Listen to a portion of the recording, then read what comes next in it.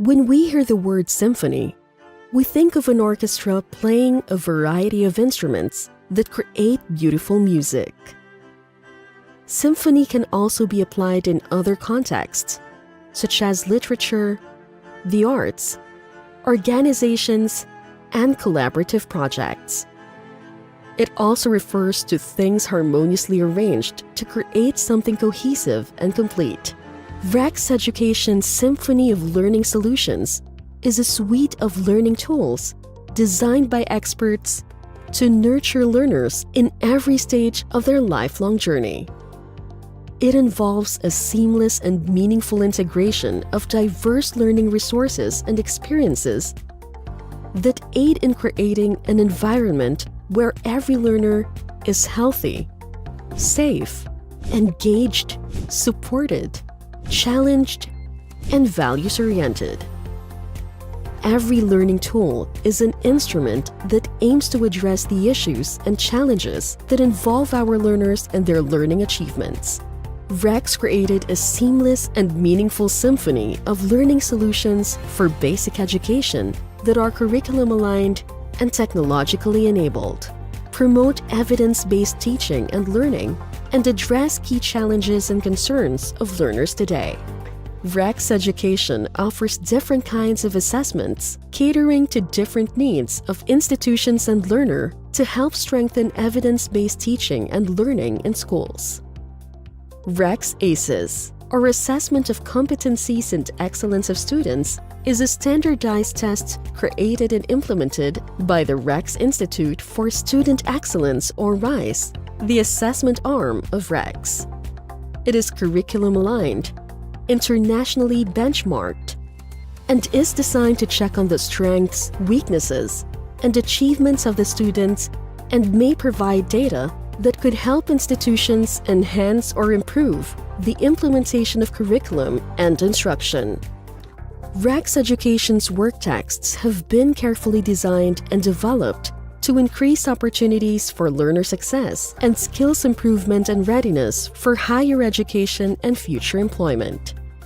These resources are also meant to help learners thrive in the 21st century. Through years of collaboration with curriculum experts, competent authors, and a whole team of educampions, RAC's learning materials are DepEd Matatag ready. RAC's work texts for pre-elementary, grade school, and junior and senior high school also integrate social-emotional learning themes relatable and adjusted to the learning capacities of each grade level.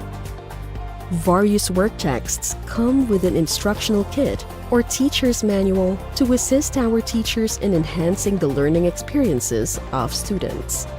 If there is something that the pandemic taught us, it is that learning continuity is vulnerable to threats that are beyond our control. Apart from access, collaboration and alignment amongst institution members are critical in ensuring quality education is still delivered. For this, RACS offers Schoology, a cloud-based learning management system that provides a centralized platform for personalized teaching and learning. It allows teachers to connect to students and families to come up with learning pathways customized to every learner's needs. Mastery of STEAM proficiencies is also critical as we prepare our learners for future. RACS Education, through its partner First EduSpec Incorporated, offers an enhanced STEAM curriculum using coding and robotics as tools for experiential learning.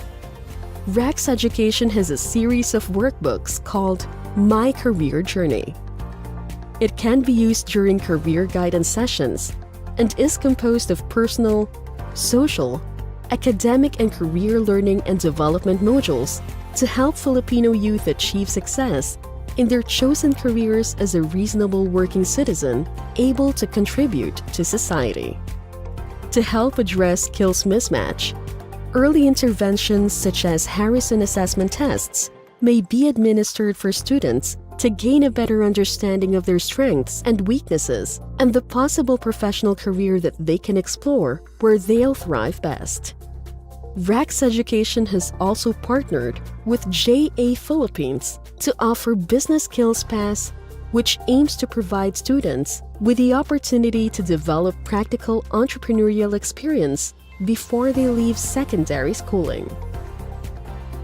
REAP, or Resource for Educators, Academicians, and Professionals, a training and professional development company of RACS, continuously provides relevant, up-to-date, and innovative professional development solutions designed and delivered by expert trainers. From building the basic skill sets to training for proficiency to reaching mastery, RACS Education has thoughtfully designed them all with the best interests of the learner in mind and heart, and continues to push boundaries to augment learning instruments worthy of the symphony.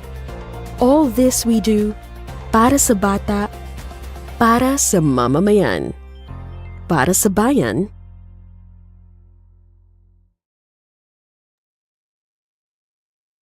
We begin our webinar today with a prayer and the national anthem.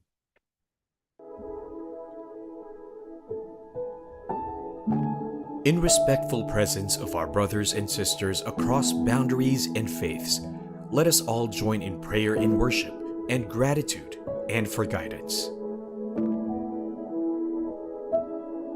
Almighty and eternal God, we thank you for the gift of life and all its joys. We thank you for today, for all its challenges, in all its splendor. We thank you for the gift of one another. O God of infinite mercy and wisdom, only in unity with your will can all our toils have true meaning. Transform us into willing and able stewards of this world and its future. Bring us together to work with understanding and compassion. As we toil and grow weary, we pray for renewed strength and resolve.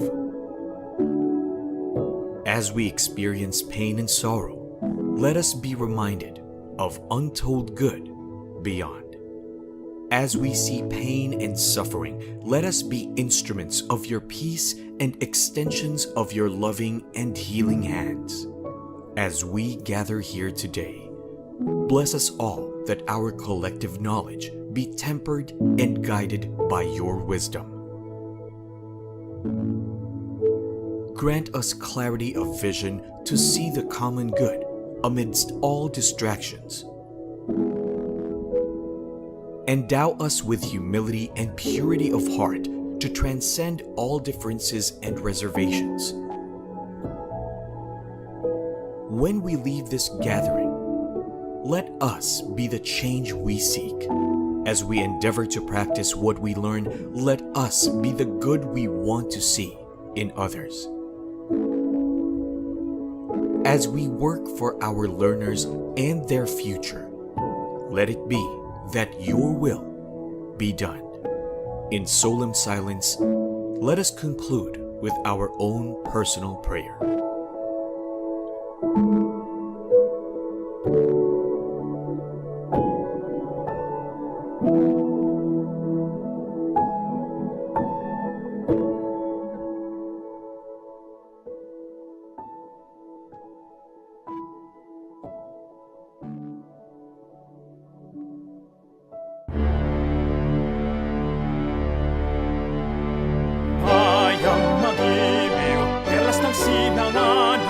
Alam ng puso sa dibdib mo'y buhay.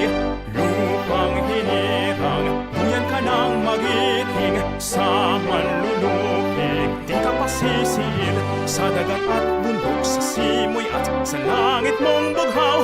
May dilag ang tula at awit sa paglayang minamahal. Ang kislap ng watawat mo'y tagumpay na nagniningning. Ang bituin at araw niya kailan pa may di magdidilim. Lupa ng araw ng luwalhating pagsinta. Buhay ay langit sa piling mo. Aming ligaya na pag may mang-aapi ang mamatay ng dahil sa'yo.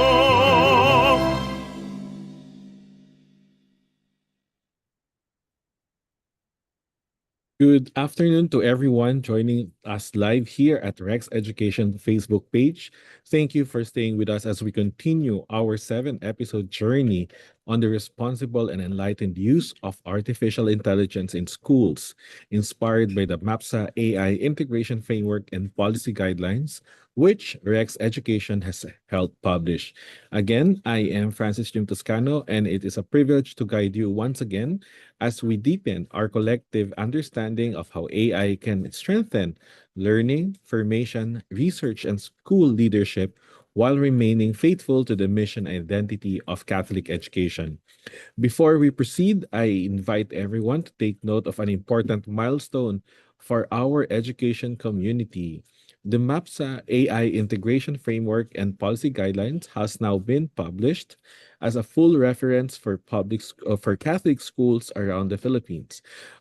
This is also has been published publicly so that even if you're not from a Catholic school and you're starting to think about your own AI integration framework and policy guidelines, this book could also be your main resource or reference.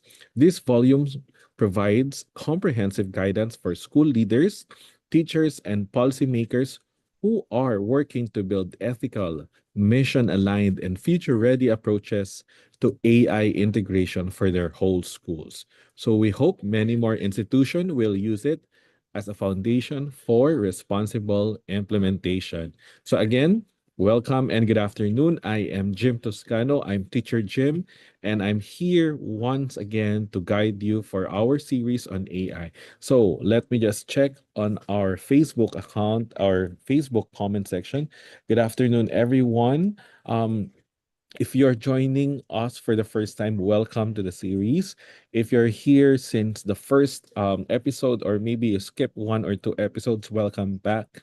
Let me know where you're coming from so we can give you a quick shout out. So we have Teacher Ching coming from Calasiao Educational Center. If I'm not mistaken, this is from Pangasinan. So if you have friends and colleagues who would want to be, who you think would learn from this artificial intelligence webinar series, please do so and share to your friends and to your school community or to your educational network. Free. There's a certificate after as well to make sure that you are able to get a certification of learning from this webinar series.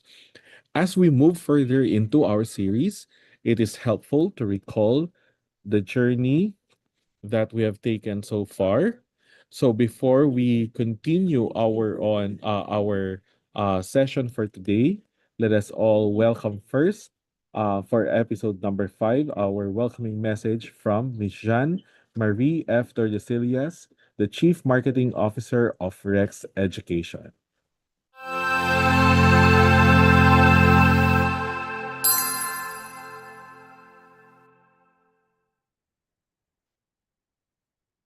To our esteemed speaker and presenter for today's episode, Ms. Mellissa Espiritu, we are fortunate to have you, Mellissa. To our host, moderator, and designer of this webinar series, Mr. Francis Jim Toscano. To all educampions, educators, parents, and everyone joining us today. A very pleasant afternoon and welcome to this 5th episode titled Leading with Intelligence, AI for Governance, Decisions, and Integrity of the 7-part webinar series on the responsible and enlightened use of artificial intelligence in education. Today's episode, Leading with Intelligence, AI for Governance, Decisions, and Integrity, focuses on one of the most critical dimensions of AI adoption, leadership and governance. This session examines how artificial intelligence can strengthen educational leadership and institutional management through ethical, data-informed decision-making. More than merely introducing new tools, today's discussion invites school leaders, administrators, and policymakers to explore how AI can enhance transparency, streamline processes, and support mission-driven planning while upholding human-centered leadership and professional integrity. Thank you for being here, for your curiosity, and for your dedication into shaping an AI-enabled future that remains grounded in responsibility and purpose. We invite you to fully engage with today's session, ask questions, and connect with the conversation to the realities and opportunities in your own institutions. With that, welcome and thank you all for coming, and may we all be proponents for the enlightened and responsible use of artificial intelligence for education. Para sa bata, para sa mamamayan, para sa bayan.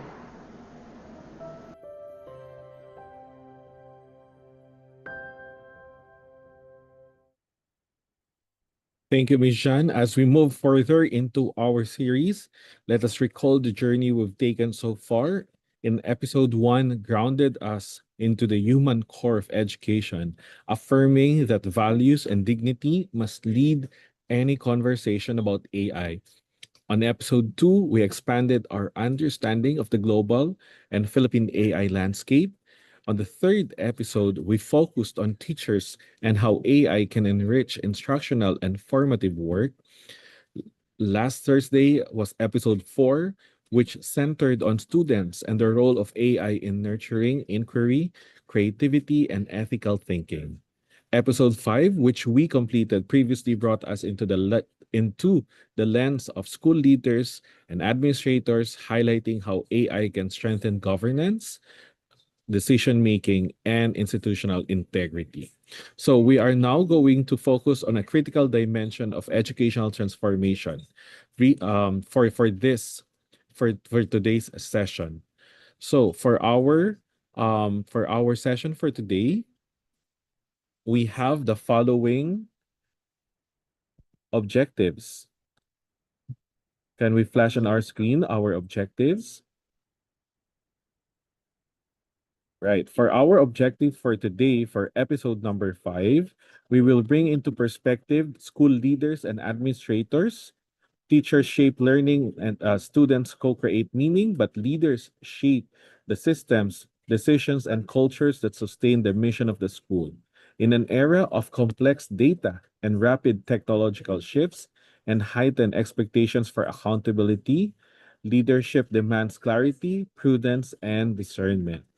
For this afternoon, we will look into leading with intelligence, AI for governance, decisions, and integrity. This session has three aims. First, to explain how AI technologies can strengthen decision making, strategic planning, and data management in educational leadership. AI can help leaders move from instinct alone to inform mission-driven decision. Second, we want to identify the ethical risks, concerns, and safeguards required to maintain integrity in AI-supported governance systems. Leaders must ensure that data respects human dignity and protects institutional trust. Third, and last, to develop strategies and policies that promote transparency, accountability, and human centered leadership. AI may optimize processes, but it can never substitute the conscience, wisdom, and moral responsibility of educational leaders. For this episode, we are joined by an education leader who has shaped responsible innovation in her own school context. Our resource speaker is Miss Mellissa Espiritu. She's the creative learning director of Sage and the Scholar and a former principal as well for Catholic schools in Metro Manila. Teacher Millet is the creative learning director of the Sage and Scholar group of tutorial centers in Parañaque and Las Piñas. She is also concurrently the center manager of Sage Point, one of its branches. She earned her bachelor's degree in English from the University of the Philippines in Diliman and her master's degree in English language and literature teaching from the Ateneo Loyola Schools. She has been a classroom teacher for 32 years and a school principal for 10 years. Teacher Millet has brought her passion for bespoke creative learning, global citizenship education, and blended learning adoption to EduTech Philippines, EduTech Asia in Singapore, and the United Nations Sustainable Development Education Conference in Canada. This episode challenges us to reflect on how AI can strengthen not only our school systems, but the character and conscience of those who lead them. The path forward requires intelligence, integrity, and humanity. With that, let us formally begin episode 5. Let us all welcome to our virtual stage Miss Mellissa Espiritu. Hi, everyone. Thank you, Sir Jim, for the introduction and for setting the objectives for today, for episode 5. It feels like we're in a series. We really are in a series of wonderful learnings. So, from the very start, with AI as our topic. But more than that, it's really, I like the idea that the word human seems to appear um, repeatedly in this series and in our lives as educators. We are joined by so many educators from around the Philippines. So I'd like to say hi to all of you. Good afternoon, dear educators, educational leaders, and teachers. And so I would like to share my screen now.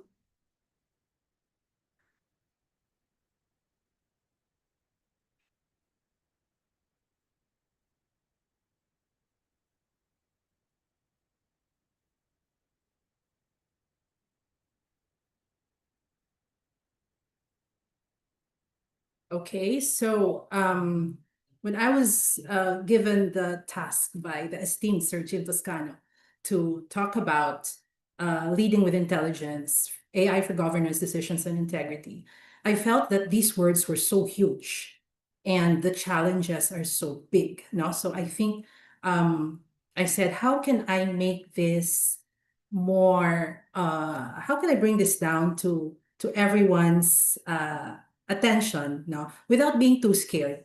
Later, we will talk about the scary part of AI and how, one of the things that when there's something new and there's something that challenges us, do we fight? Do we flee? Do we fly? And so that will be some of the things that we will talk about, because as education leaders and educators, we are in this very crucial task of continuing our mission to educate. But then you have all of these newfangled and innovations that seem to distract us or scare us. No, so I thought of this title. We can pronounce it as AI think, or I think, therefore AIM. I think, therefore AIM. So who are we now, and where are we in this world of artificial intelligence? It's already here. Okay, that's not something that we can avoid or talk about in hushed rooms anymore. It's something, it's very loud, okay? And so I think what's important is that we conduct thoughtful analysis. And we will also look at practical applications from the point of view of educators. How does artificial intelligence impact us? And how do we move forward in a world that's already saturated by it? As an educator, yes, Sir Jim mentioned that I've been teaching for 32 years. And all this time, I'm always going out of the box and trying to see what other industries are doing. I'm trying to see what other contexts we can learn from. So we'll start with a few news items that I have spotted recently. So this one is from the New York Times, and this talks about of course, we know the big four, and like Microsoft, Google, Meta, and Amazon, and how in the business sector, they are out there and they are using artificial intelligence, not just to up their game. And of course, their businesses, they have bottom lines, no, but they're changing the game. Okay. And so it's important as educators to also think about how we can change the game, because Filipino educators, we are constantly bombarded by the reminder that the PISA scores of Filipino students are low. We're constantly bombarded with so many negative aspects and negative comments, no, about the way we conduct things, no. So I think it's important that we also learn from industries like business and see how they are using the technology to up their game, to change their game. But it's also good to look at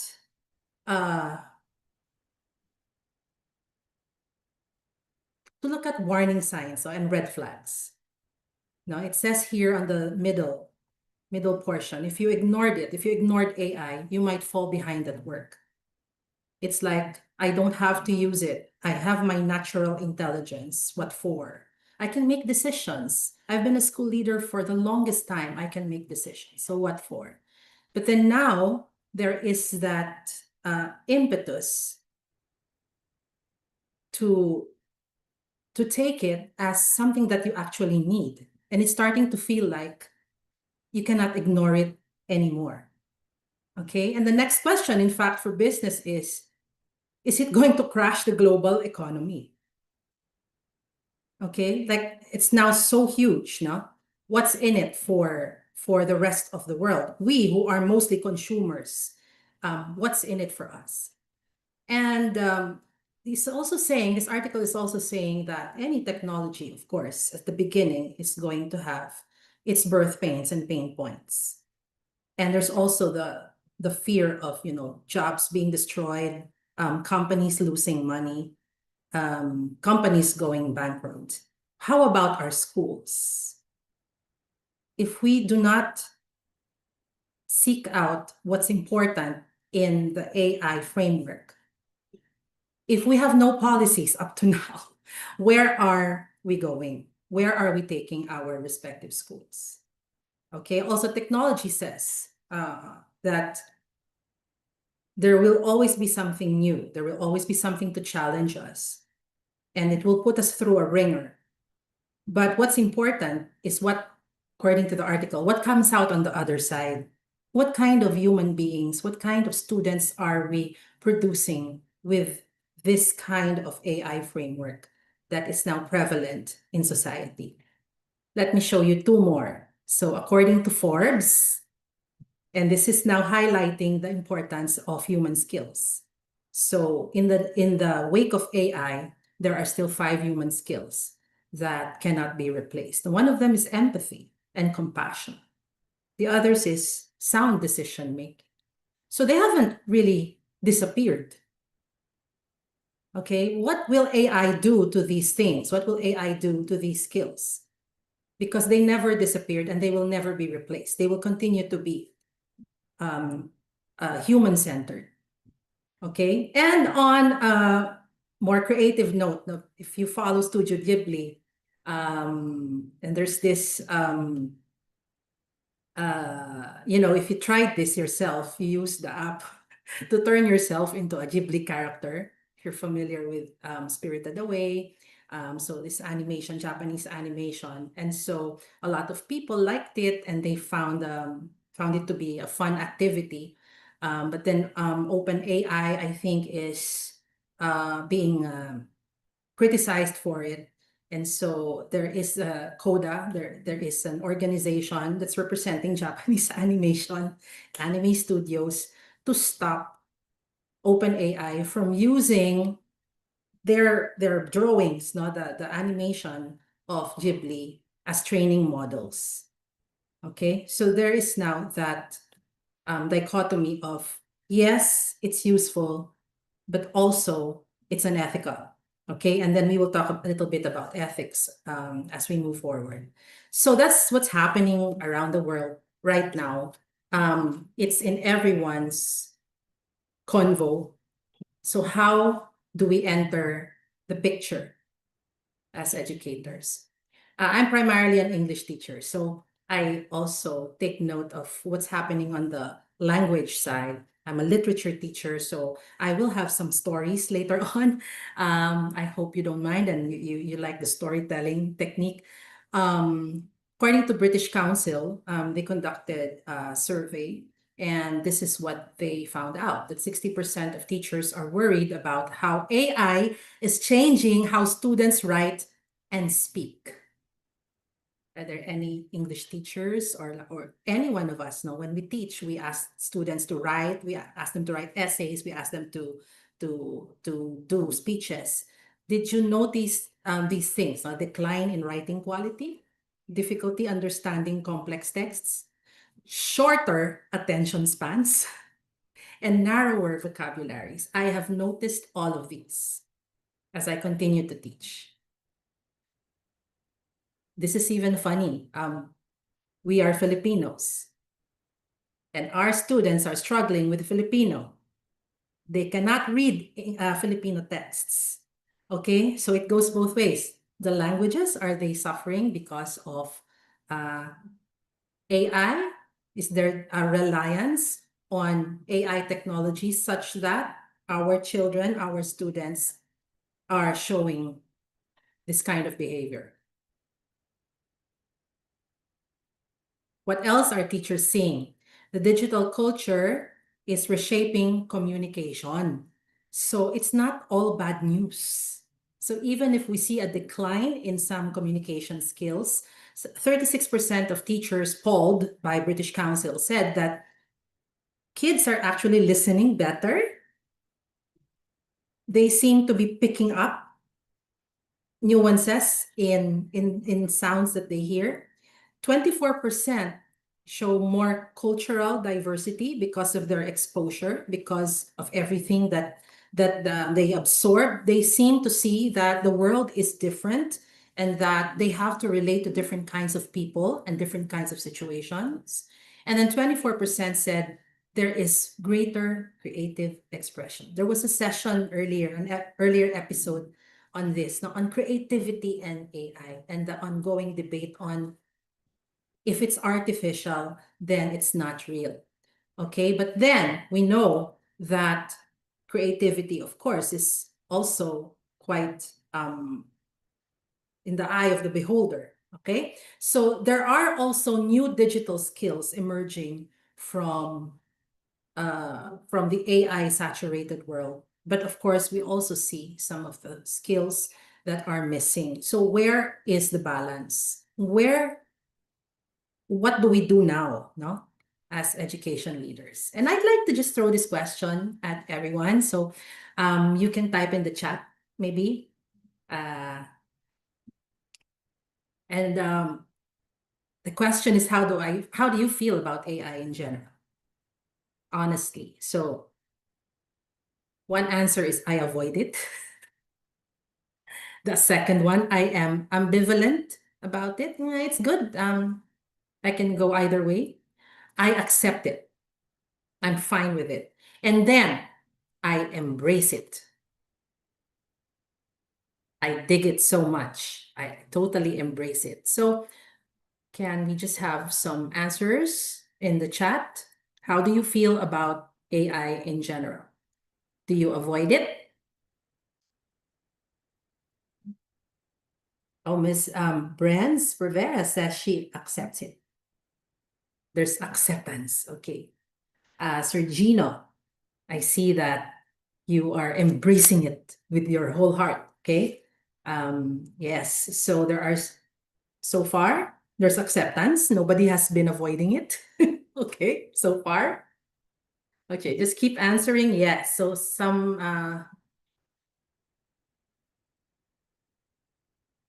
acceptance. Yes.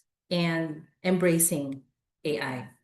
Okay, so we're moving forward with this, therefore. There's no avoiding it, no? So much has been said about the dangers and so many red flags. But I think we can agree that it is no longer avoidable. And our schools are deep into it now. Okay? All right. And so for education leaders, there's this challenge, no? There's this acronym called FAST. And there's fear, there's avoidance, and there's skepticism. So is this for Aloy? He said, I embrace it. There is a point of no return. Okay, exactly. Exactly. Well said. But then, of course, initially there was fear. Okay, what is this? And there's avoidance.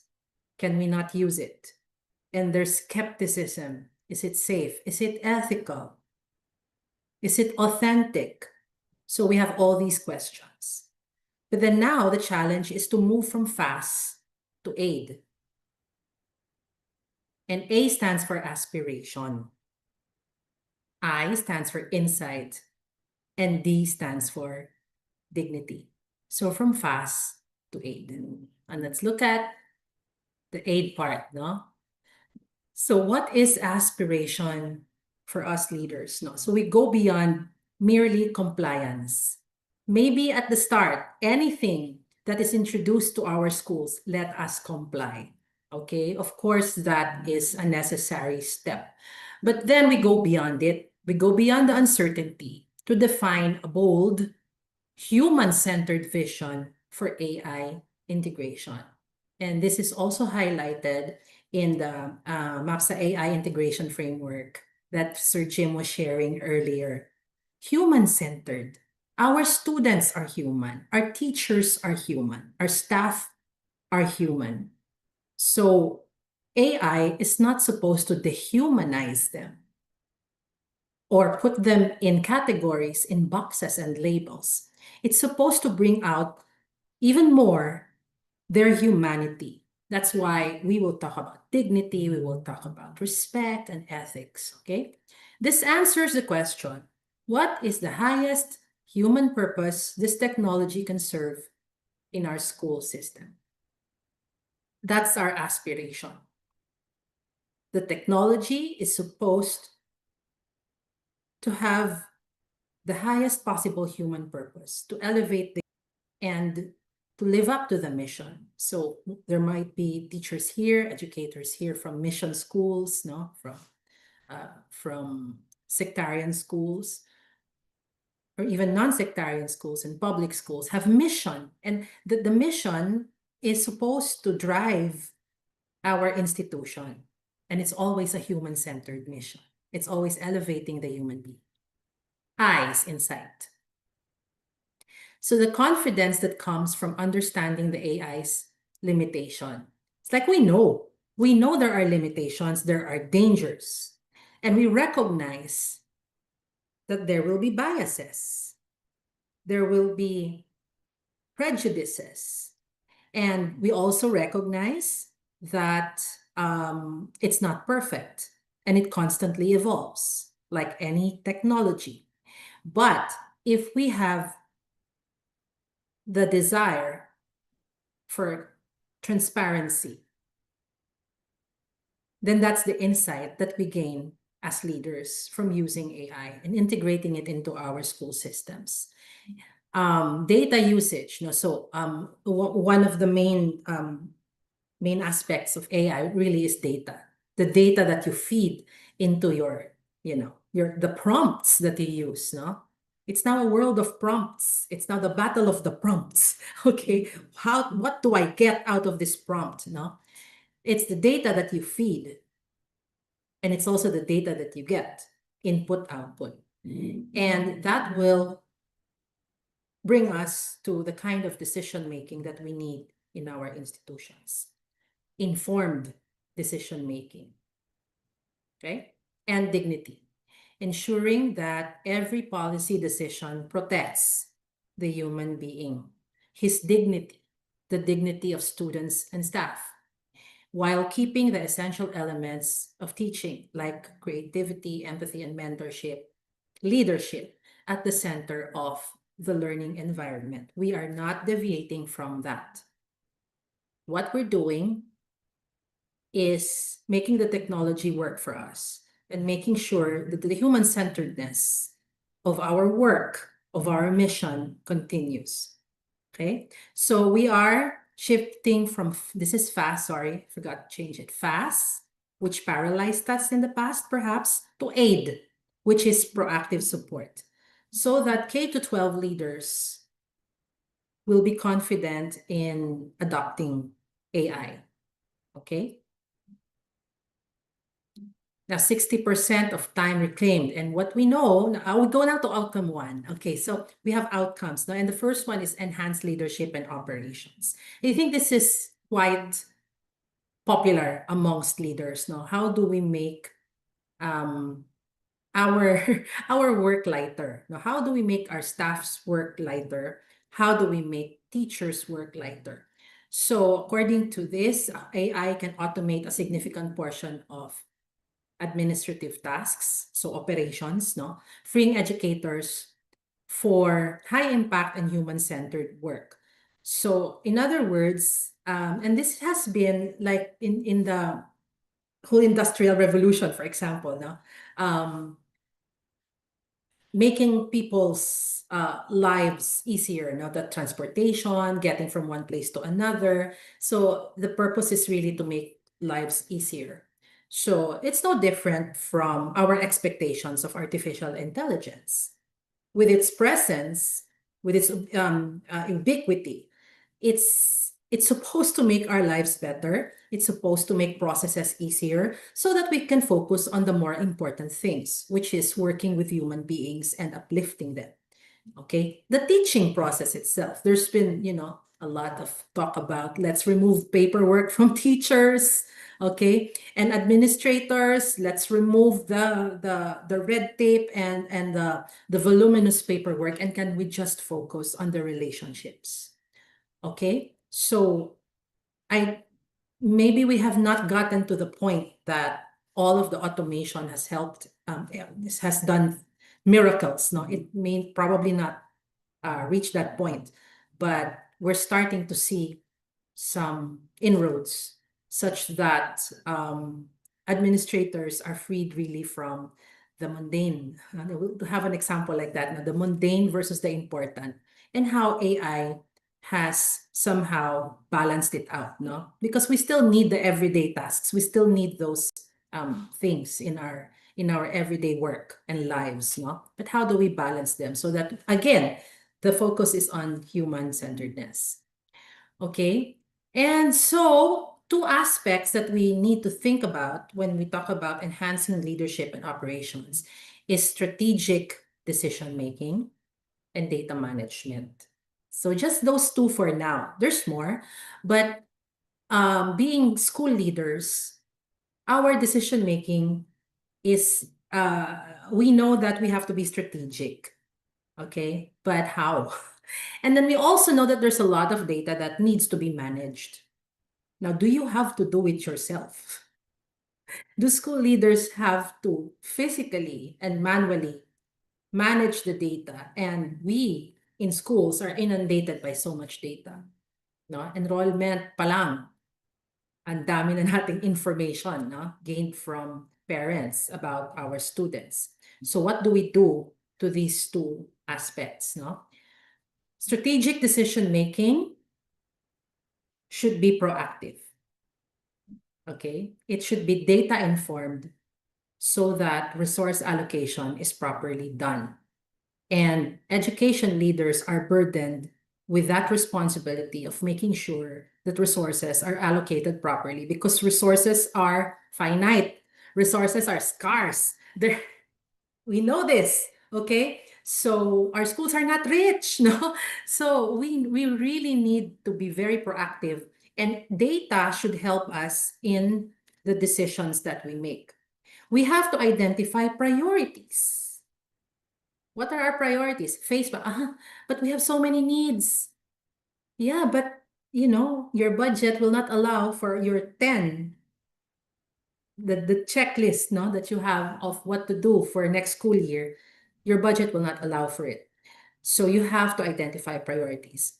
And then we have to make smart predictions from data trends. And therefore, it is constantly monitoring what's happening around us, not just, as I keep saying, not just in the educational, not just our educational environment, but also society in general, in the business sector, in manufacturing, in politics, okay?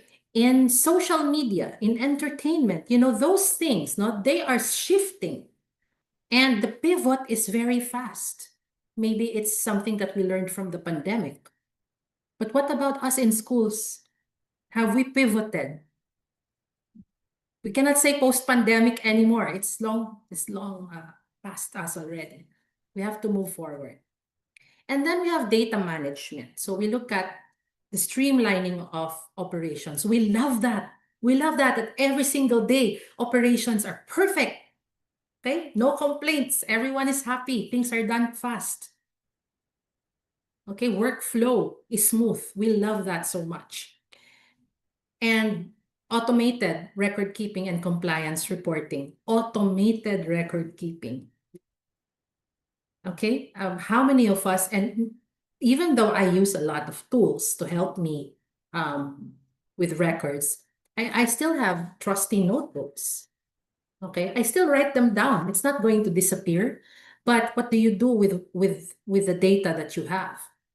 Okay, and then there's real-time and historical information. We ask a lot of questions from our stakeholders, from our parents.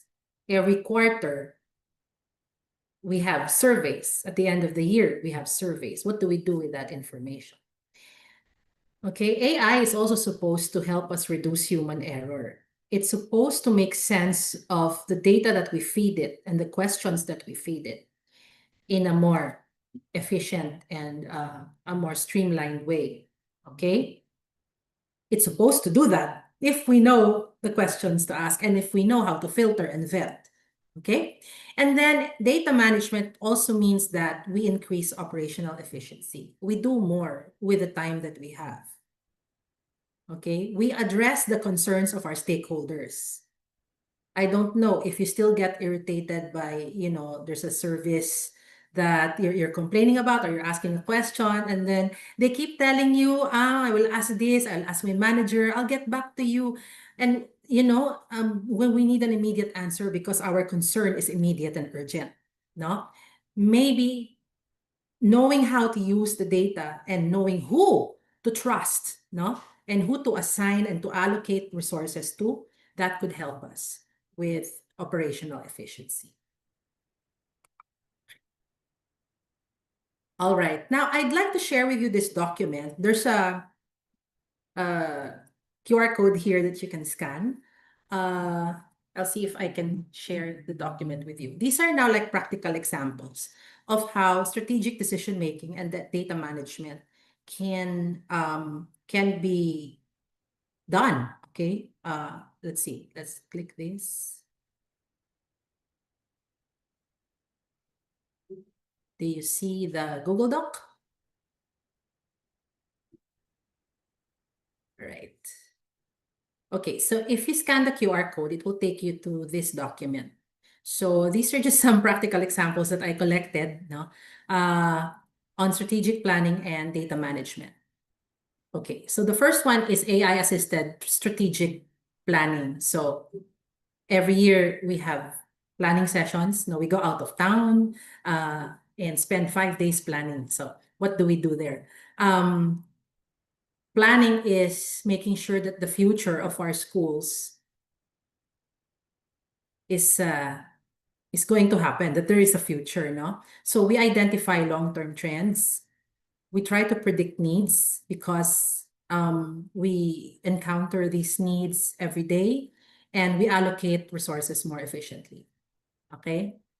An example would be the EWS. Maybe you've heard of this, no? The early warning system for students, especially if we want to help them. So some students are at risk of failing, not graduating. Okay, so in the schools where I was principal, we were using Google Sheets now. So we gather the grades. So these are examples of what data you can gather. No, of course the grades, attendance reports, behavior, okay, and engagement. If you are using learning management systems, that data is available to you. No, the LMS will give you data reports. They're real time. No, so you know if your students are actually using the system or not, and that's data that you need, because how are you going to you will continue using your LMS and then you find out that your students are not using it or your teachers are not maximizing it. That's one decision that has to be done. Okay, so the practical application would be you get a dashboard, no, and this is for your eyes only, or whoever is assigned to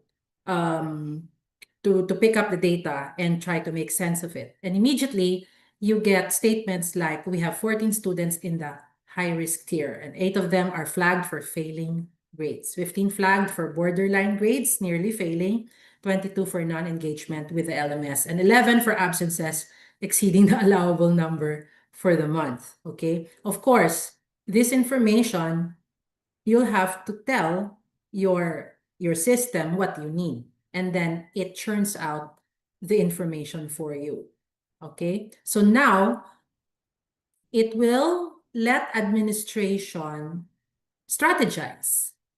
Do we need more guidance counselors? Do we need to review our materials and examinations? Why are our students failing? Why is there an inordinate number of students failing Filipino? Okay, Filipino, I work in a tutorial center. So Filipino is only number 2 to math. Okay, more students need help with math. We know that, but surprisingly, Filipino is the second subject that they need help with. Okay, so we in the center, we're gathering data on that. Why? So maybe our schools also need to know why. They cannot read Tagalog texts. They cannot read Filipino texts. They cannot compose Filipino sentences. They're Filipinos. They're born here. Their parents are Filipino. What's going on? Okay, we need answers to those questions. And the data might help us. Okay? All right, so moving on. Example 2 will be, ayan, budgeting na and program efficacy. Okay, so every time we strategize, we think of programs for the following year. And now, perhaps, an example would be a school superintendent who's, in charge of a lot of things, so much on his plate. So he needs to create the budget for next school year. So they have to decide whether to fund a new robotics program, expand after school tutoring, or hire a guidance counselor. So these are just three practical examples of I cannot fund them all at the same time. Okay, so what do? Maybe the solution, the AI solution, will help you to analyze the following, data on program enrollment, meaning enrollment in robotics, if you already have a robotics program, tutorials, let's say for math, how many have enrolled in that, the cost that these programs have incurred. When it comes to remediation, for example, and tutorials, there might be cost implications, okay? And then you ask the impact of each proposed budget decision. So what happened after these programs have rolled out and you have funded it? What happened? Which one do you continue? Which one do you start? No? So a practical application would be a what-if analysis. So this analysis, for example, example lang to, this is not from any school that you know of.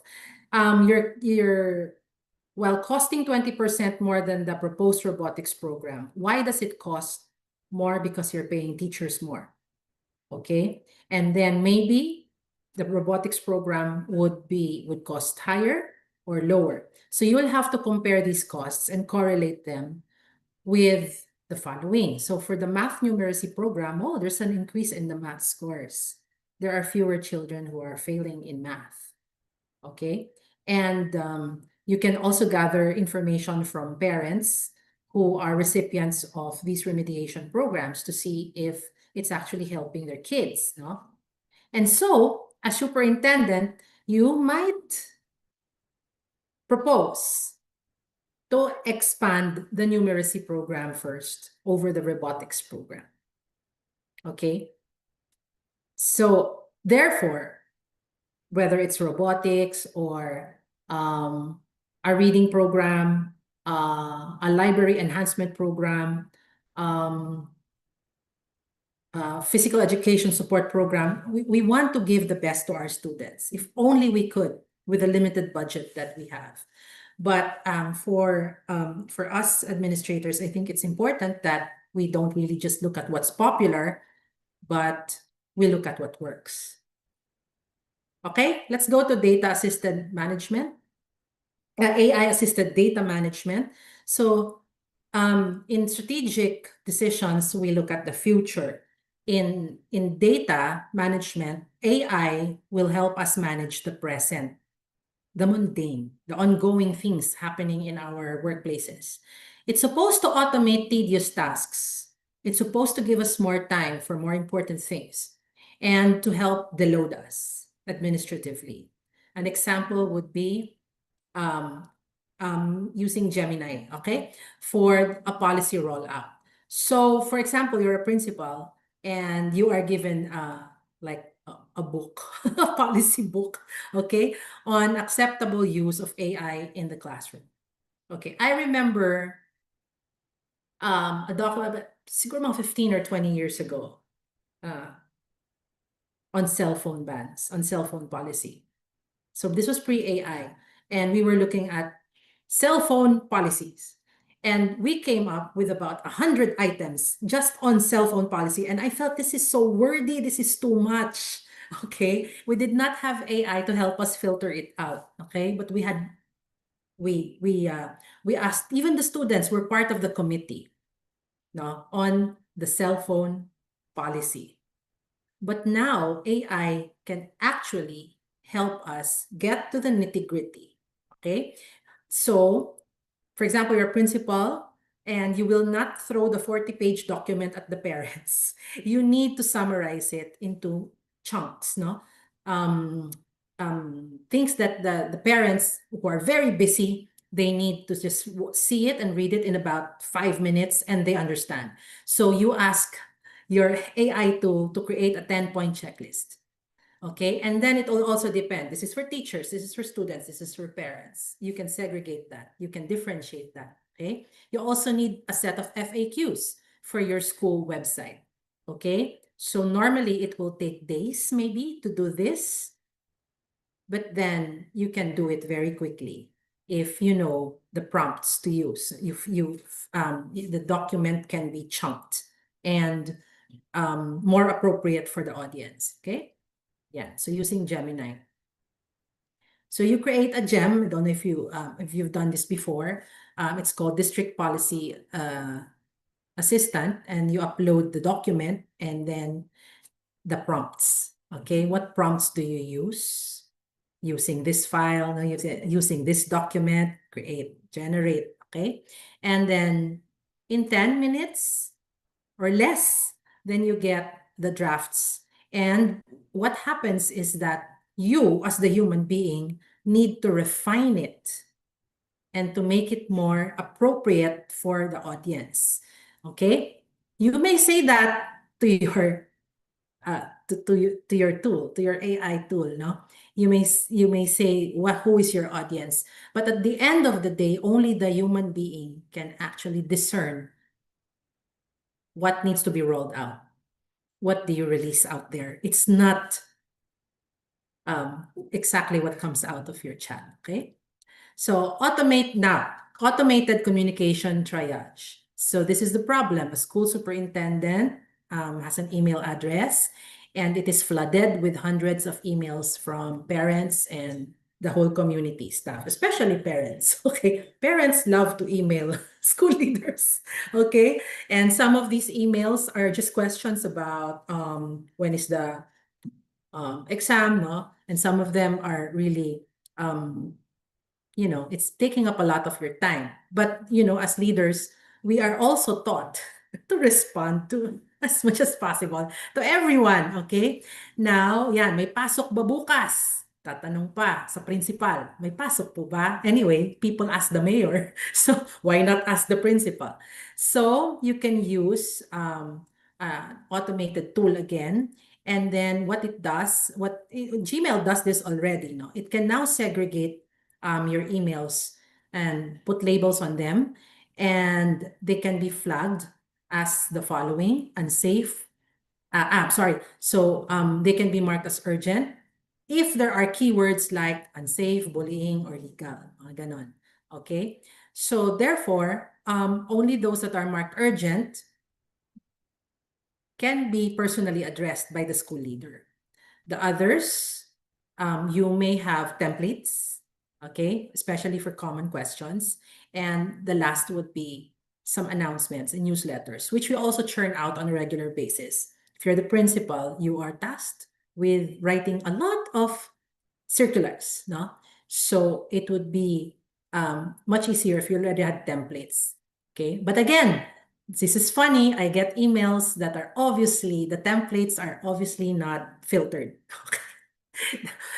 The dates are different. The content is funny. Okay, so I think we'll have to be very careful about that. The human eye is still supposed to find what's supposed to be changed in these materials. Okay, that this AI-assisted triage system ensures that the superintendent or the principal is managing strategic crises.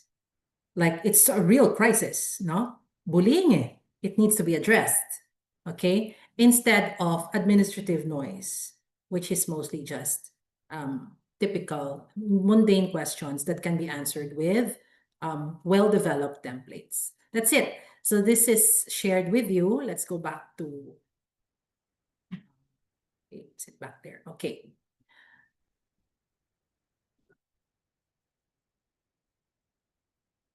Oops, sorry. What's going on?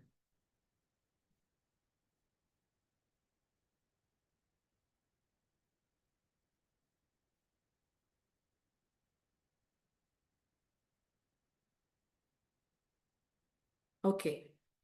Also, if you've already been using Gemini, no, so it has features like notebook and the gems, no, to help you organize. Now, I will not go so much into this. So organization is key in administration, no? So if we don't have, again, staff, additional staff would be costly. So it would be good to have some tools that will help us organize our work, our documents, our meetings. Okay, so this is one of the tools that I use, okay? Especially on voluminous, so much paperwork, no? Okay, we go to the second outcome, which is to identify risks and implement safeguards. Okay, so again, two items that we need to look at. The first is to protect student dignity. I mean, that's non-negotiable. Okay, we have to protect our students, their dignity, their privacy. That is non-negotiable. And we have to address issues like privacy, bias, and equity before, during, and after the adoption of AI in our school systems. So it will take a lot of research on our part, a lot of consultations, and a lot of even beta testing, no?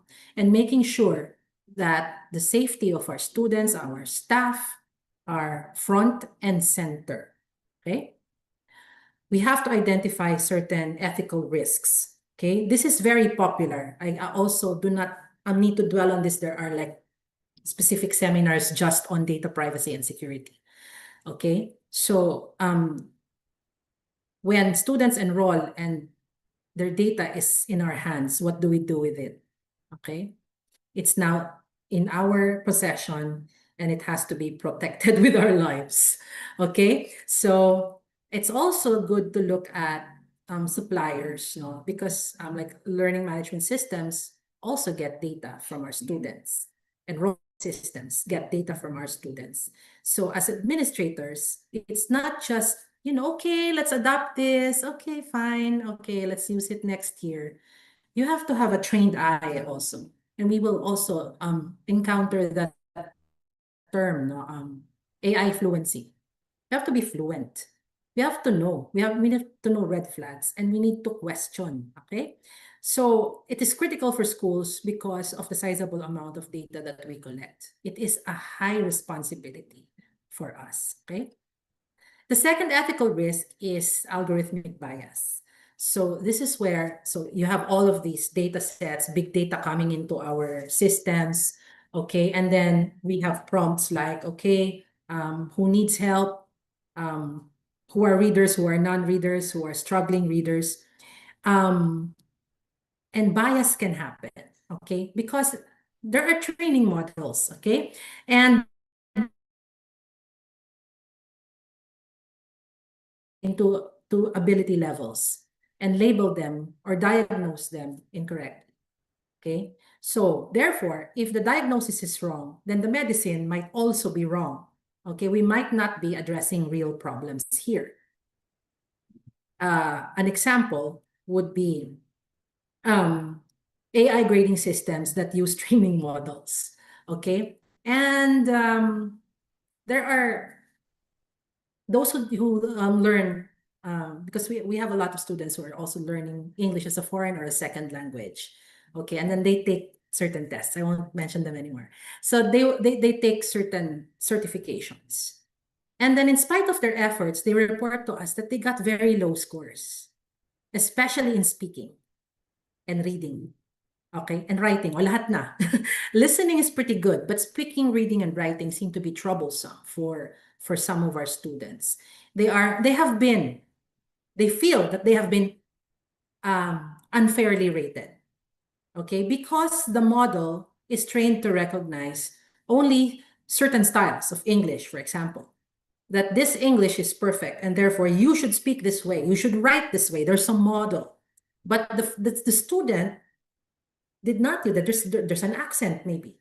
Okay, so the vocabulary may be basic, it may not be superior, but it's understandable. Communication has happened. So they feel that they have been unfairly rated. So what happens is low grades, okay, inaccurately reflecting performance. Because if the purpose of learning the language is for communication, for efficient and effective communication, it unfairly categorizes them as poor communicators because they have not reached the standard that the model is asking from them.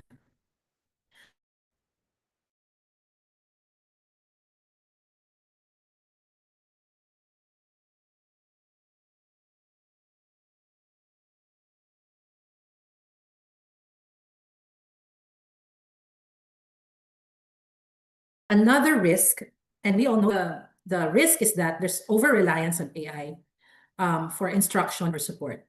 And it can weaken the trust building between teachers and students, and even among peers, between peers, no?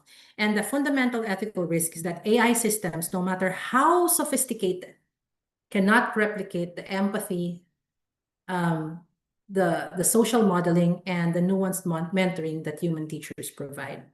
You cannot deny that, no? The empathy, the social modeling, and the nuanced mentoring. You're familiar with chatbots, no? And I experimented with one. It's like I have a virtual pet, and this virtual pet is so smart. Okay, so like he knows what I'm talking about. It did not originate from the Philippines, so I had to feed like Filipino things to it, and you notice that it's just getting from somewhere. Na it's not human. Okay, that you're not talking to a human being. So therefore, what happens is that when children and users rely on these answers, no, what risk are we putting them into? Okay, so now that we see the three risks, we look at some of the key safeguards, no, because of course, as we said, inescapable, unavoidable. So what do we do? So on the issue of endangering the data privacy and security of our students, so of course we all know this explicit consent.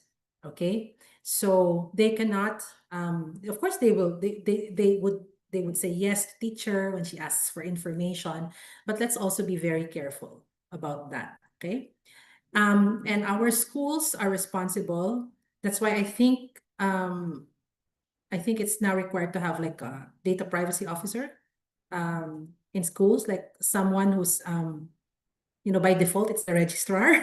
Okay, because he's the one who's handling the enrollment data. Okay, so the protection of sensitive data, labeled as SPI, and even health information. I think we also ask for health information, no? And also family dynamics. I don't know. Sometimes but this is on the teacher side. When you ask for family information, it becomes an assignment that you ask for so many things from the family. Think that. Okay, and then implementing security safeguards, which include encryption and role-based access control. So you have IT departments, and this has always been my battle cry. You trust your IT, okay? Trust that you give them your full support, so that they will also give you your full support, okay? So they have very critical roles in your organization, okay? You can give them certain controls. Super admin, no? So especially your learning management system, who do you call when something's not working, okay? So therefore, they also have to be in the loop, and they also have to be in the circle of responsibility. Also includes these people and our students and staff. Okay, so no excuses to this one. Really, we have to comply with data privacy. Okay, and we have to choose our platforms very carefully. They have to be learner centric. Okay, again, another example I used is this, no, and Google Workspace, for example, which I've used for the longest time. We know that the data that it gathers is also quite a lot, no? So just make sure whatever platform you are using, the LMS that you are using, your school management system, be fluent in it, okay? You have a team with you, but you yourself, you have to know what's going on and ask questions, okay? This is again something that, I don't know if we still have time, but let's click that. Okay, so these are examples of, maybe let's just go through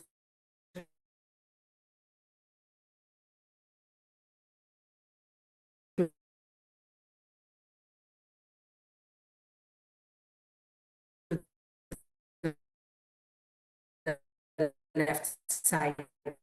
No? So establish an ethics committee review board. So again, it's not simple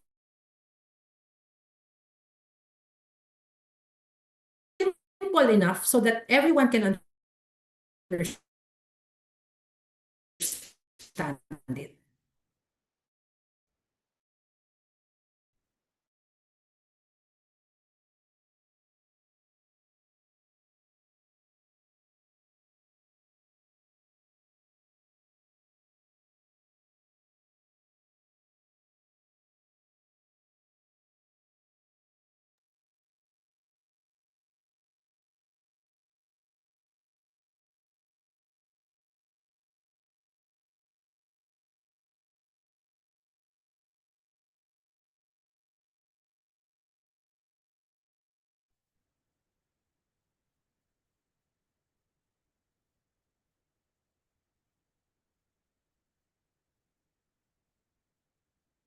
All right. I think we were having a very an excellent and informative and a lot of insightful discussion from teacher Millet, but she had, I think, some technical concern.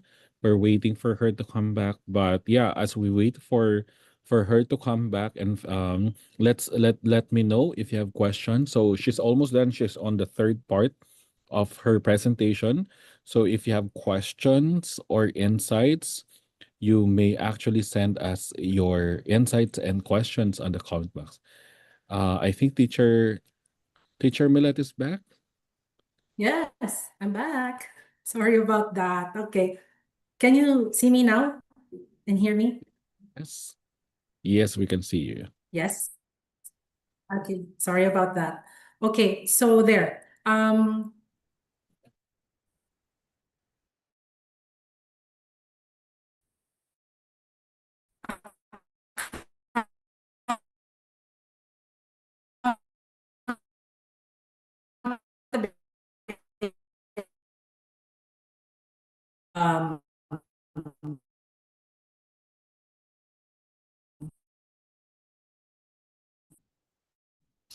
student enrollment.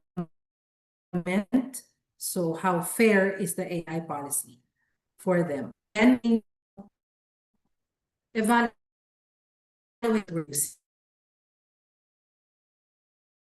and also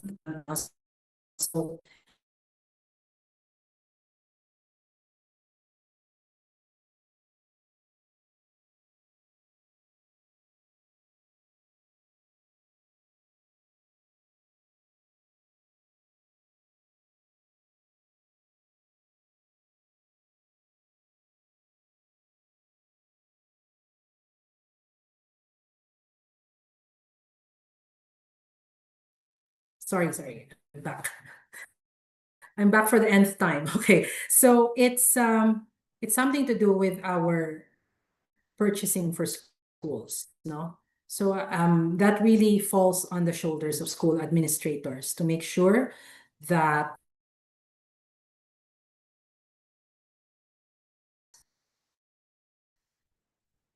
we are provided conduct bias impact assessments. So before we deploy, sometimes it's not something that's overnight, no? It takes a bit of time before we can actually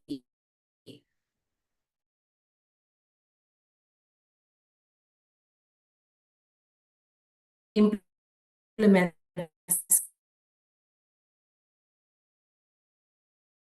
having. And that's just right, no? Let's data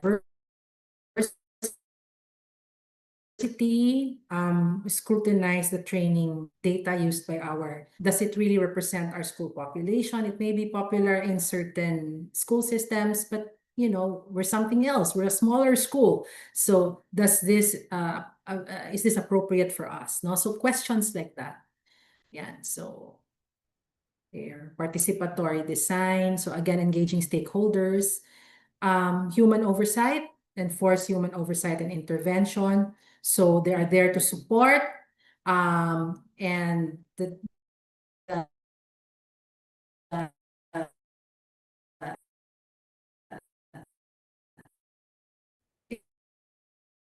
it's not supposed to, the algorithm is not supposed to tell us exactly what to do. This is a must. It's even giving them a hint that there will be changes, that there will be some new technology that we're using for the school. So I think it's important that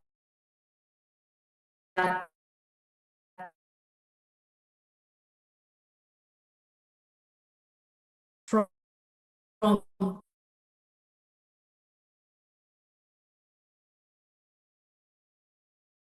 the AI tools is made by a human being. Because only that human being can consider all facts. And not just one person. Go back to the committee that we were talking about, okay? So this is something that should not be rushed, but instead be given very careful, no, very, very careful consideration. Okay. Let's go back here.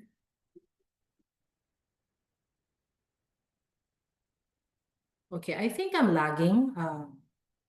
Sir Jim, can you still hear me? Hi, Teacher Millet. Yeah, a little bit. You're having some lagging moments. So yeah, Yes. maybe we can turn off your video first, and then so Yeah, that we so can sorry about that. slides. Okay. Yeah. So, all right. Because I'm already flashing another slide so that it doesn't show up in the sharing. All right. I think the Can slides you are see my better now. screen? Yes, yes. Quick question again. Again, apologies for the technical issues I'm having here. Maybe in the Facebook chat, very quickly. Maybe it has nothing to do with education, but the question is top of mind. What would you like AI to do for you or to free you from doing? Doesn't have to be related to schools or teaching or education.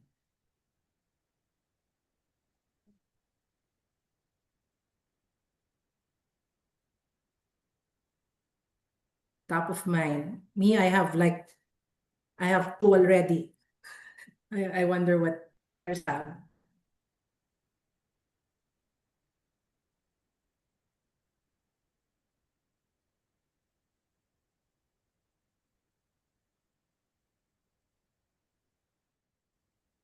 Okay, maybe while we wait for answers, my answer is and washing the dishes. That's my top of mind. Maybe if only AI can do chores, maybe because of my work, I have really no more time for the laundry and washing dishes. So how about the others? Okay, so while waiting for that,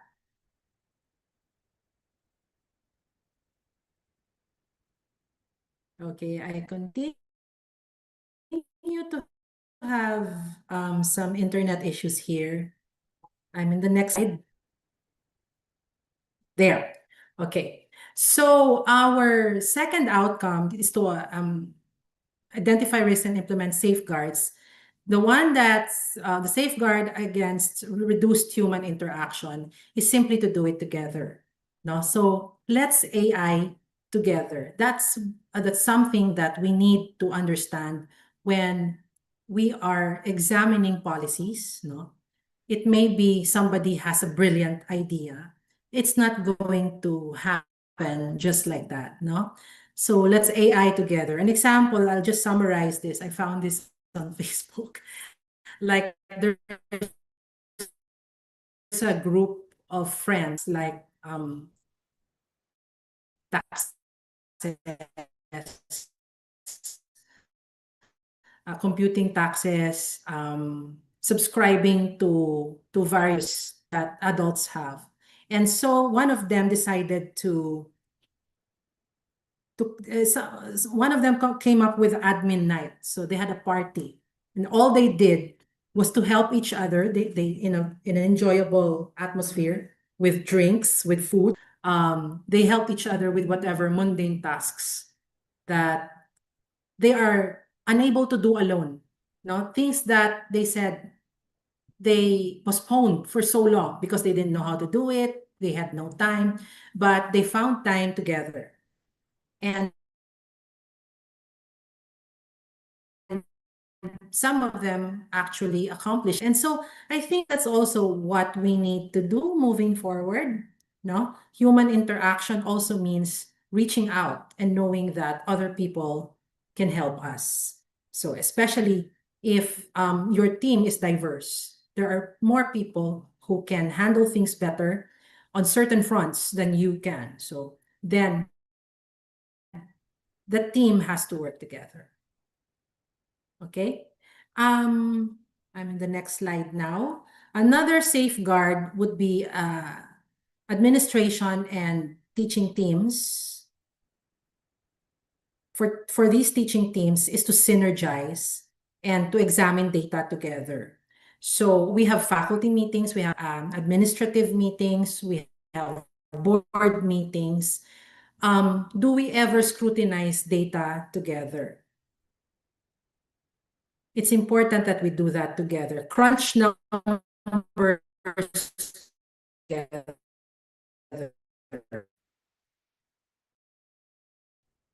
Work on prompts together. So what do we want AI to us? So it's action of human administrative side, so that it doesn't become just like a one-man affair. Okay. And for teachers and students, brainstorm on the journalistic strategy of the 5 Ws and 1 H. Okay, what are the whats and the whys and the whos and the hows? And as teacher, model and scaffold AI use. Most of you said you're not avoiding it anymore. You're in fact embracing it. Scaffold it for your students and focus on thinking processes. Do the vetting of references together and filter and critique outputs. Right?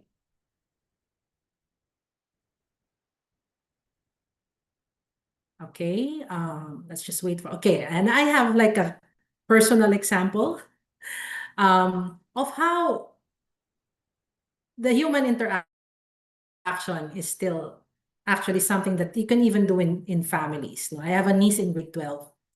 And she said, Ninang, help me write my campaign speech. I am running for student council secretary. Okay. I said, where's your draft? Oh, she has one, handwritten draft. So let's start from there. And then I do some quick revisions and while asking her questions, no?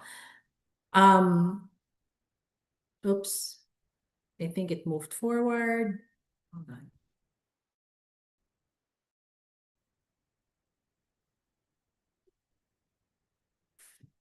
Okay, my slides moved to the end. Wait lang.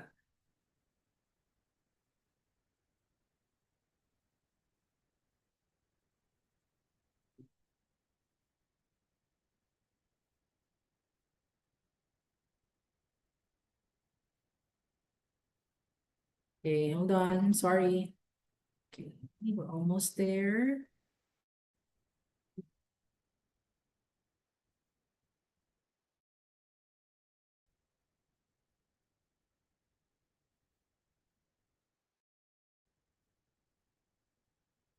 Of the human interaction, no? You can do it with your own family members, no? And my niece was even saying, wow, Ninang, you are better than AI. Okay, so they know that they could easily just ask AI to write for them. But let's also encourage this type of communication amongst us.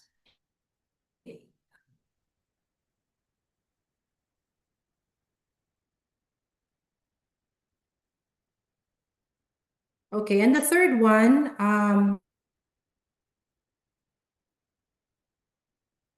we're still in safeguards against reduced human interactions, no? So this is my question. So some design task, design so much. I wonder why. Okay. So when we talk about the third outcome, no, develop an ethical, effective, and human-centered AI policy. We talk about AI fluency. Only then can we really create a sound policy for our schools and our school systems. No. Hold on.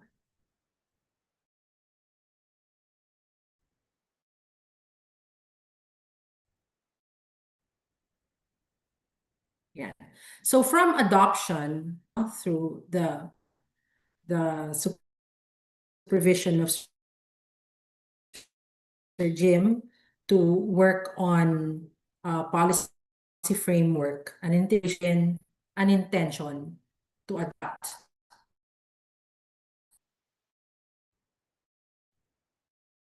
But you have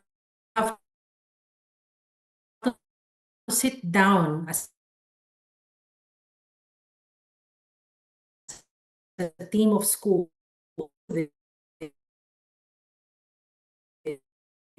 is to have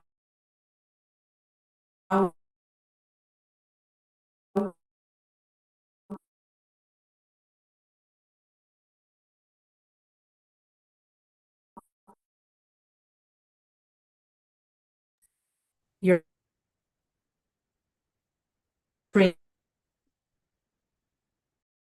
frameworks and your policies. Okay, and you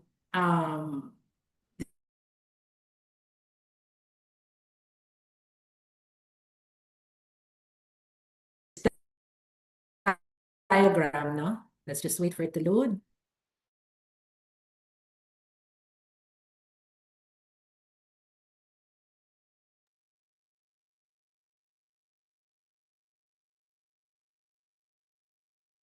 All right. I think we're having some more connection problem with with Teacher Millet. So we're just gonna have a short break for now, 3 minutes, and then I think we can go back. I might just interview her for a quick Q&A so that we can have a good understanding for the last part. I think she's on the last part as well. I'm also engaged like you are.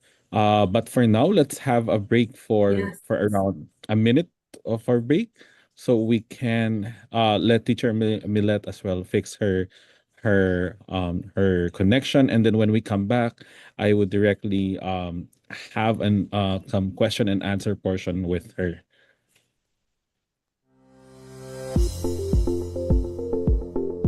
Sir Jim?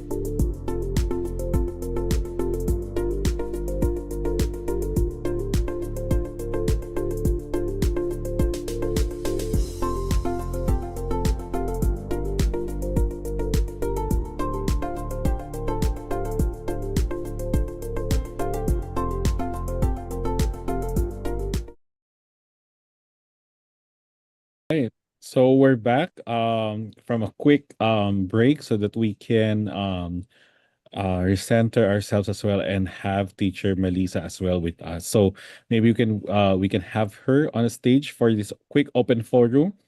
So teacher Mellissa and or teacher Millet. All Yes, right. Ayun, you're back with us, Teacher Millet. I I'm think so sorry.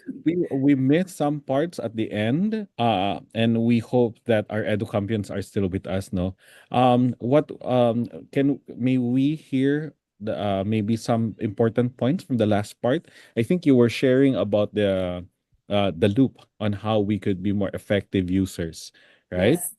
Yeah.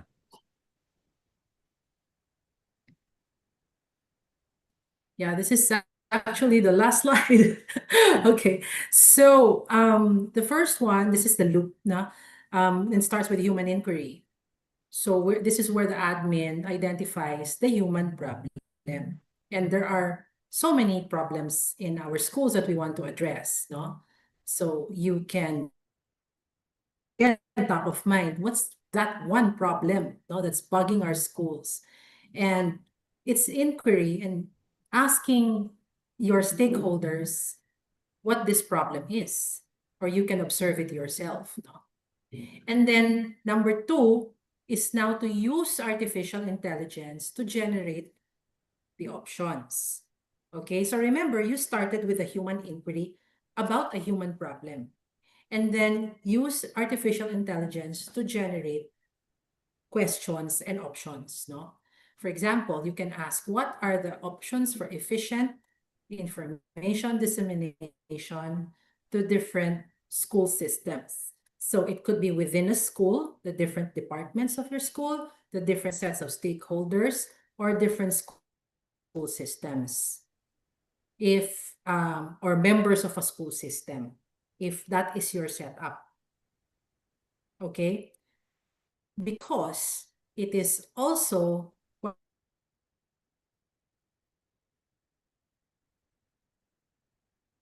so maybe that,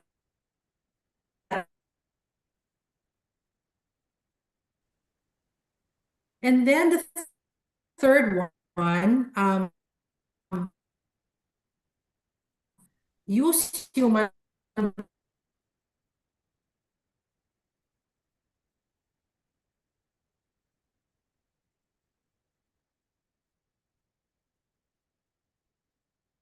Right. I think teacher Yeah. Millet has we teacher Millet. I think you might you don't need to let's just chat about it. Maybe you don't have to share your slides.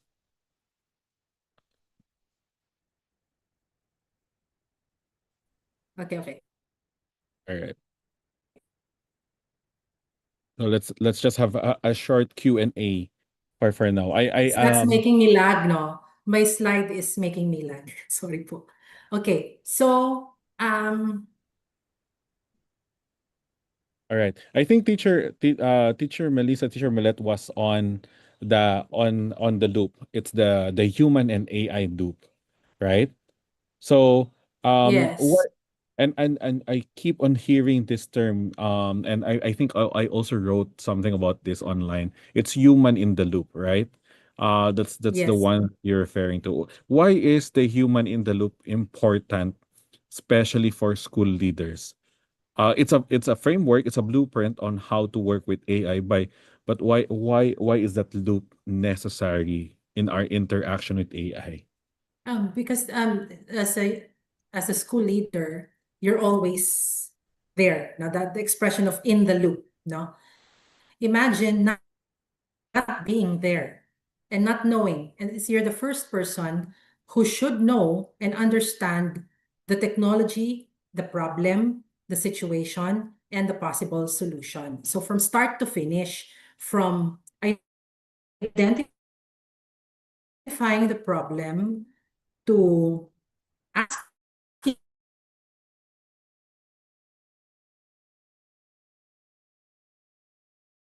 it. So as a school leader, your presence is crucial to the loop so that the integration can be done efficiently and also for for credibility. No, it's good. Yes, you may implement you may assign certain people to do it for you on your behalf, but somehow your presence and your fluency in artificial intelligence and the problems that your schools are experiencing, that's what makes it human centric. All right.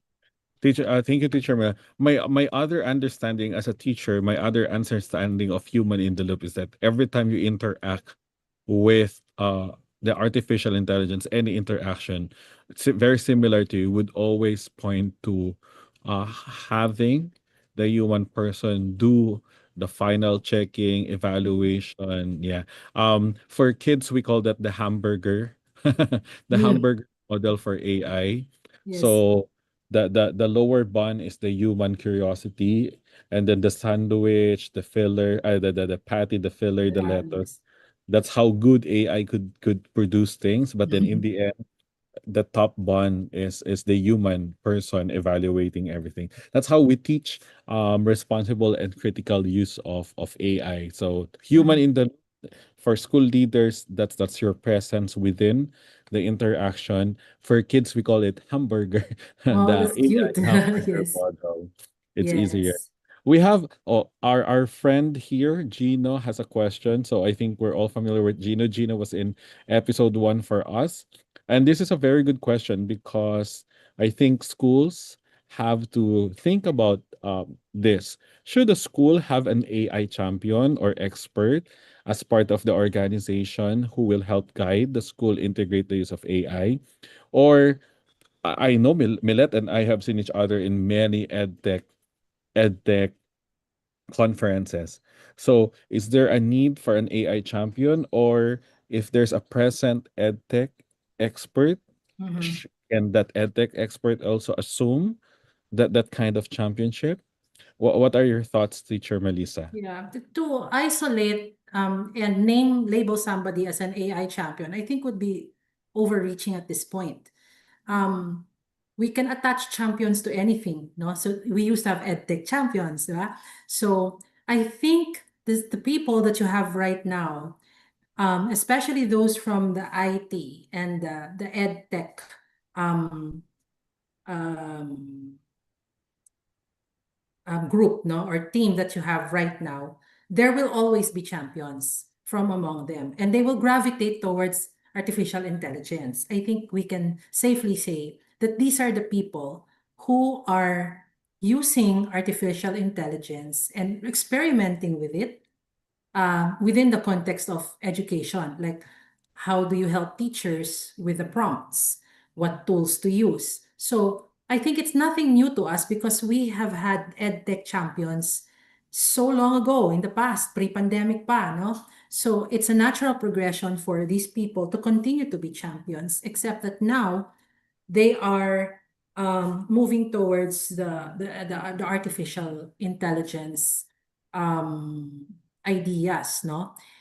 And it could be school administrators themselves or teachers themselves, no? So we'll just have to be very, hyper aware of people who can help us and who are doing the work behind the scenes. So we may not call them AI champions, but they're there anyway. They're championing the technology and they're championing it on behalf of our schools. Yeah, I think I would agree with you. Especially right now, like all edtech tools are not only gravitating towards AI integration, but a lot of them would actually market themselves. So I think it's Mhm. inevitable that AI integration will happen in all the platforms. At least for now, I'm speaking for where I am and where and the schools that I've worked with. The ed tech head or coordinator has been always responsible because when Yes. this AI is not seen as a spectacular addition, especially when you're talking about edtech, because in the end, they are all technology for education. But I Right. think one important thing that you've mentioned, and I would want to pinpoint, is that the edtech head focuses or coordinator focuses on bridging technology and education. So that's AI in teaching and learning. But Mm. here we're talking about leadership, governance, and administration. And you mentioned about one key important person because AI is about data. I think we don't talk about that much. Data protection officer. Yeah. Teacher Millet, why is the data protection officer a separate, no? Separate from EdTech, separate from everyone. Why is that position or role important right now? Because the data privacy officer or the data protection officer is that one person that the school system sees as trustworthy, no? The the the level of expectation and responsibility of this person is tantamount to, officer level na siya eh. So, and I don't know if this is true, but I think by default it's the registrar who holds not the position but the responsibility. So therefore, um, we have to identify these people and train them accordingly, and give them the necessary tools to understand the importance of their role, the responsibility that they hold. Okay, so it's something that schools should think about, um, to not necessarily to hire a data privacy officer, but again, look at your roster and see who has the qualities to maintain that integrity, not to keep the data as safe as possible, to maintain that integrity, and to properly use the data according to what the school needs. Because for example, for enrollment, no, a lot of it is asking for parents' information as well. So I think that compromises some privacy um, uh, aspects of family life, no? So who is this person? It is the responsibility of the school system administration to identify this person and give him or her the necessary training and degree of accountability. Yeah, and adding to what Teacher Melissa says, then I think a lot of the schools are mandated to protect everyone's data, teachers, students, parents, other stakeholders as well. And I think one thing that we need to emphasize that we're all excited about using AI, but when you're using a free in ed tech, when you're using a free platform in technology, the product will always be they will always get something. I mean, let's Mm. be honest. I think and this will be a segue to my next question. This edtech tools, AI tools in education are all businesses. At some Yeah. point we need to ask ourselves, how are they keeping themselves alive as a business? Right? And the presence of a data officer, I like the word the description by teacher Melissa, trust. We trust them that they remind us of what kind of data we should protect when we it's not just about gathering, it's even us when we're using AI tools, especially free ones, because free Mm. AI tools get your data, right? Halimbawa, hindi pala alam ikaw ay finance officer, ay kailangan mong gumawa ng maraming na report. Sinaksak mo lahat sa AI Yes. yung information ng school, patay tayo diyan Oh my kasi that's gosh, yeah. violation. Even teachers who are checking student essays. Student essays are properties of students and they are data as well. So we need to be careful. We're all enthusiastic, but we need to be careful. Segue to I think to my last question, second to the last maybe. What should school leaders ask AI platforms that would sell to them or tell them, "Hey, use our tools."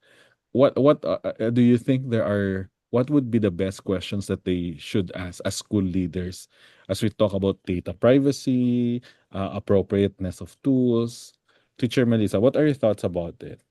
I think one question would be the first question that I asked, no, yung how, let's go back to that slide, but I won't flash it anymore. um, on integrity, aspiration,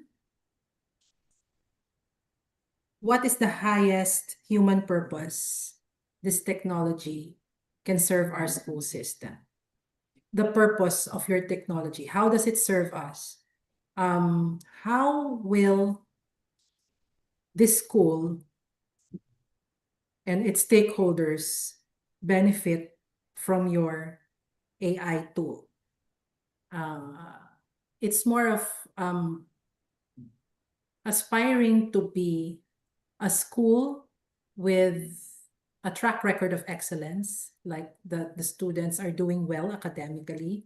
They are mentally, emotionally healthy, physically healthy as well. There is strong relationship amongst stakeholders, teachers and parents, and administration. So what else? What if we're already doing it without AI? We've been doing it before.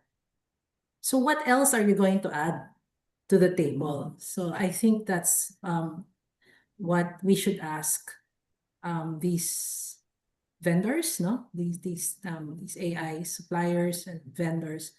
And you're right, no? They may not be AI in the true sense of the word, but they will use it when they sell it to us. That our systems are intelligent, so they can help teachers create masterful exams, no? So very tempting. And we know that we need help in terms of that, no? I've certainly used them myself, okay? When I need to churn out and generate certain things for school, for the center, I'm not shy to say that I used AI. But it took me much longer to filter, okay? Because I have an audience, no? I have a purpose. And maybe the AI did not really get that. It gave me details, but it did not get the soul of what I want to do, what I want to achieve. So will AI, will your platform give me that soul? Okay. So maybe that, because let's face it, we're going to use it, but at the end of the day, we're also going to spend time filtering it, refining it, and making it appropriate and acceptable for everyone involved. Yeah, I would agree. And lastly, Teacher Melissa, I think one question that came out is that as school leaders, we would want to take advantage of AI to help us with a lot of operational logistical tasks, and everything.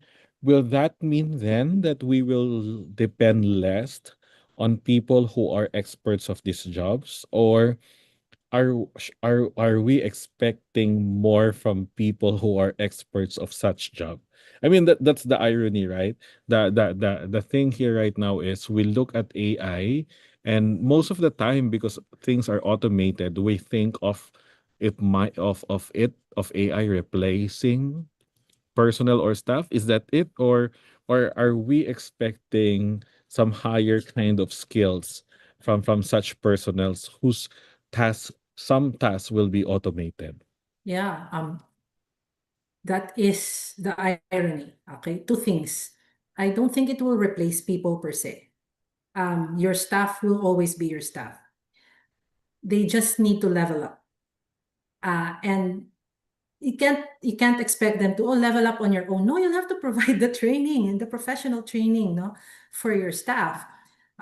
It's not, they're not going to find the time to do it because they're working for you. So I think it's the responsibility of the administration to provide the necessary tools and training for their staff so that they can update themselves. On the other hand, I don't know if I got your question right, but there will be people who will work double time, triple time to make that technology happen. So in every school, there's like one or two people, maybe that champions. Now you're saying, can you do this? Can you automate this? Can you find a way so that we will lessen the time spent on this? Can you find, and then, but then you don't support these persons. No, you give them work on top of their other work. No, so we have to rethink that. because again, it will take time. If we want certain people whom we know, we trust, can do this AI integration for us, maybe deload them, um, give them uh, give them some slack, no? Give them time to think, rethink, and propose, to go on the loop, to inquire, and to come up with the solutions that you need as an administrator. Because we expect so much from our people, no? But do we give them the support and the time to do it? All That's right. how I understand that. Yeah.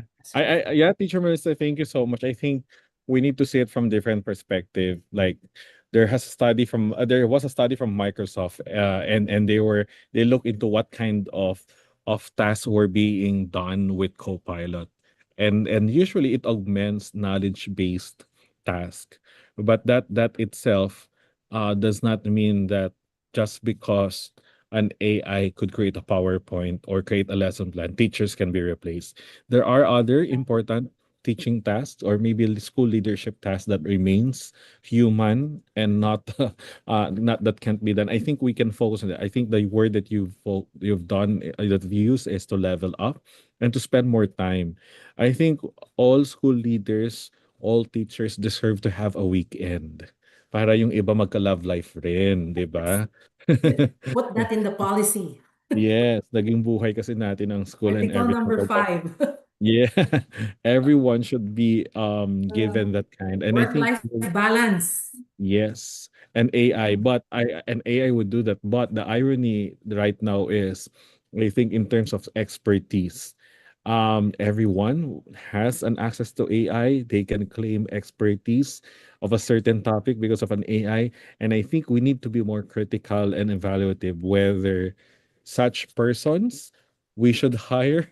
Baka mag-hire tayo Ah, ng maganda pala pero hindi ano no, those kinds. right. Kasi meron nangyayari ngayon no.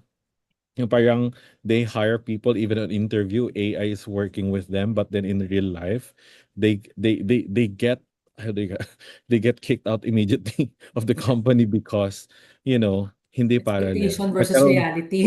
yes, nagkaroon Yeah. ng AI hallucination sa job. Yeah. So Gosh. anyway, Okay. thank you so much, Teacher Melissa. Final thoughts? Yes, we were able to Ah, to complete. I'm Yeah. so sorry Some for final thoughts. that. Yeah, Teacher Yes. Melissa. Are the slides, will they be shared to the participants? Yes, we'll be asking from all the speakers and we'll be able to share with them as well. Good, yeah, because I know that people were not able to see some of them. I was so choppy. I apologize for that sincerely. No AI can help me with that. No, it's a human-centered fault of mine. Of course, and the internet connection here. So, my final thoughts. We're moving forward, and we have to do this together. Initially, I was also quite skeptical of AI. Why? Because I was proud. I felt that, "No, I can do this. I can write this." Every time there's a prompt that says, AI will write your, I snicker and say, "No, I can do this better." But that was the past. Now, we have to think not just of ourselves and of our personal gain and our professional reputation, but also of the systems that we serve, and that's the students. And they are using AI.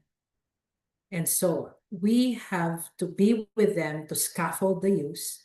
And we as administrators, we have to set a good example to scaffold it and to give support to the people who continuously work to make the AI environment more acceptable to our stakeholders. That's it. Right. Embrace na, hindi na avoid. Hindi na Yes. ghosting. Okay?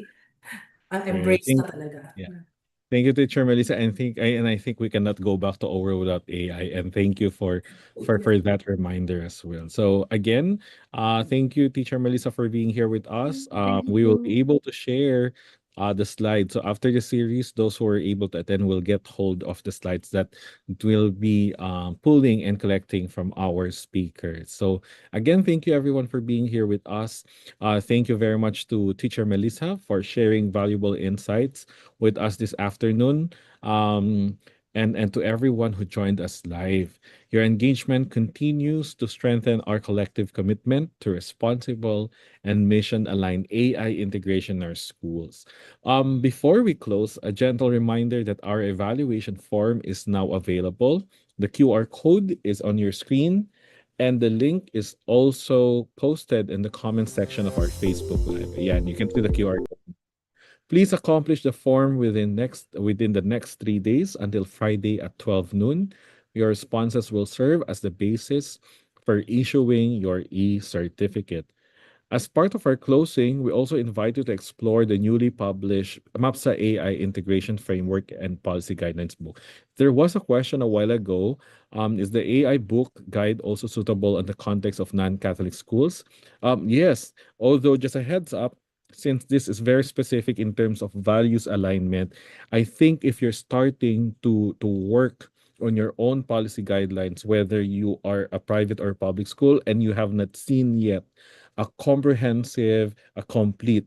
Kasi yung mga rules on using of AI by teachers and students, how should we do the oversight? This is regardless whether you're a Catholic school or not. But if you don't have any access for a real thing, so I have it here with me. I'm just gonna get it. Here, this is the published book. So it has a lot of rules and regulations and then policy guidelines and the framework which you might need, which you might use in terms of having a guide here. So reach out to Rex Education for on how to get hold. But also, if you're interested to creating your own policy guidelines, watch out for an announcement from the Rex Education, as there will be a program to help schools create their own policy guidelines and framework as well. So again, this reference volume offers comprehensive guidance for Catholic schools and for non-Catholic schools as reference on ethical, mission-driven, and future-ready approaches to AI integration for the whole school, not just for learning and teaching. So we hope to see you again in our next episode as we continue this 7-part journey on the responsible and enlightened use of AI in schools. Thank you once again, and it's almost 6 p.m. Have a great night. God bless us all. See you on Thursday.